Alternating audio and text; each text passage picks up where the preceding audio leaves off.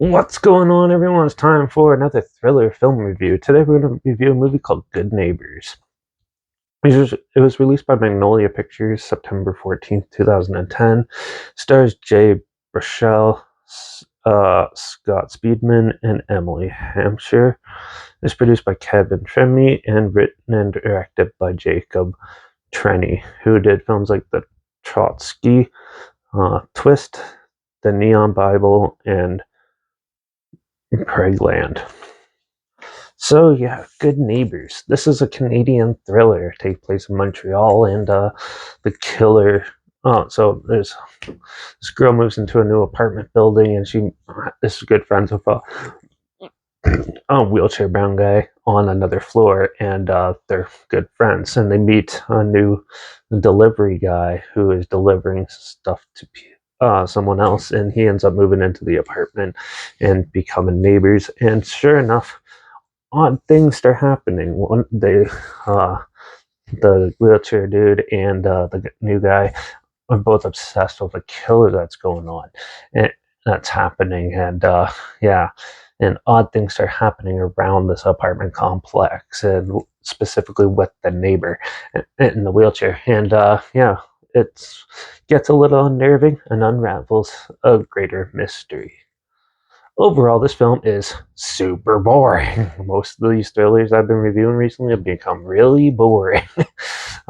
Yeah, this no, the act. Don't get me wrong, the acting's really good, and the cinematography is really good in this. The music is questionable, but from the story standpoint, it's pretty dull for a movie. It's pretty easy to tell what's going to happen and when.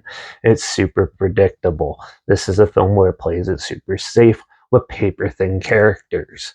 The characters, if you're not behind them like I was, you would not find this movie interesting. It ends up being quite the drag to go through. Some people might actually find these characters interesting, but for me personally, I thought they were just too dull and not enough substance to make them likable or enjoyable to follow along with. And it was just a drag from scene to scene. This was not a film for me. It was pretty boring. And the thrilling aspects of it were pretty dull and lackluster. It's had some really stunning scenic shots and some odd, amusing, little bit of amusing humor here and there. This film is pretty dull and a waste of time, in my opinion. So I'm going to give Good Neighbors a 1 out of 5. It was not for me at all. So if you want to check it out, though, I'm not sure where it's streaming, but I'll link the trailer down below so you can check that out. Also, make sure you check out my Instagram that's linked down below. So I always put clips of films and review in the future of my story. I share the film time hashtag, subgenre film, and a hashtag so you're aware of it. Also, my Letterbox down below, there are peer reviews. That's where I post my first star rating where I have to watch the films. And my Twitter's down below, reviews_Derek. So follow me on those platforms, stay loop with this channel. Like this video, share some more people aware of it. Comment your opinions of the film down below if you have any. If you have any films or film franchises in any genre and on any streaming service that I want to hear opinions on in the future, comment them down below too. I'll try my best to get to them as soon as I can, and if I can find them. Make sure you subscribe. Hopefully on the weird, obscure, and odd that you probably never thought of checking out together. And also see my opinions on pop-up films, like my classic films, and reviews on other things as well. And don't forget to ring that bell because we're going to talk about a comedy, murder mystery comedy that came out in 2000, The Pink Panther. So make sure you tune in for that. And yeah, watch out for all those nosy neighbors out there. And I guess I'll see you all in the next review. So until then, cheers.